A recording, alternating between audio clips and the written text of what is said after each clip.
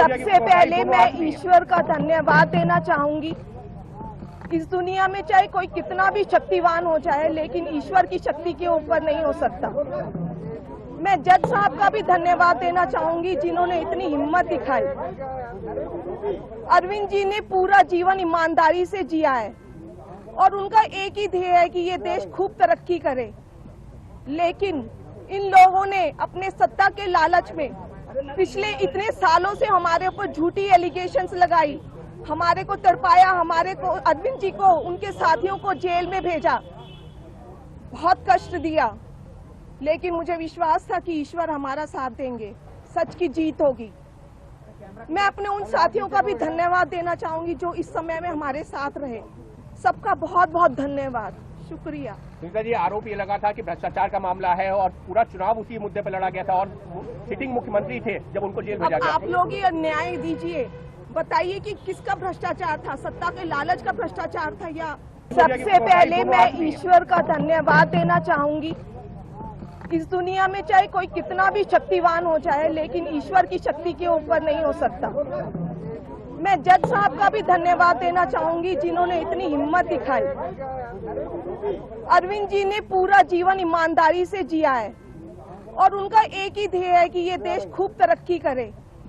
लेकिन इन लोगों ने अपने सत्ता के लालच में पिछले इतने सालों से हमारे ऊपर झूठी एलिगेशंस लगाई, हमारे को तड़पाया, हमारे को, अरविंद जी को, उनके साथियों को जेल में भेजा, बहुत कष्ट दिया।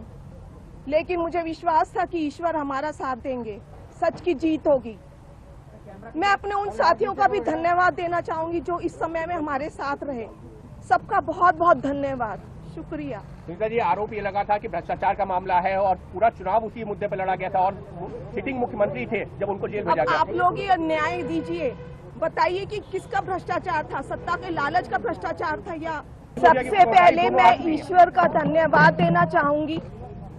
इस दुनिया में चाहे कोई कितना भी शक्तिवान हो जाए, लेकिन ईश्वर की शक्ति के ऊपर नहीं हो सकता। मैं जज साहब का भी धन्यवाद देना चाहूंगी, जिन्होंने इतनी हिम्मत दिखाई।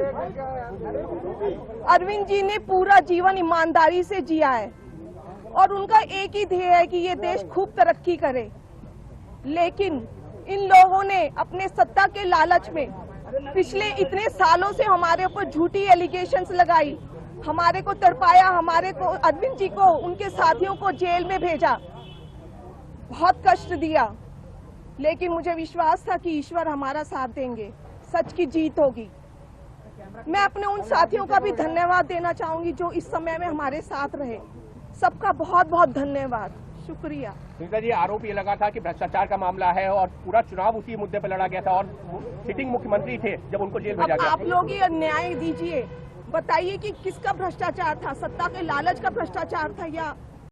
अगर आप ये वीडियो YouTube पर देख रहे हैं तो हमारे चैनल को सब्सक्राइब कर बेल आइकन दबाएं और Facebook पर देख रहे हैं तो हमारे पेज को लाइक करें।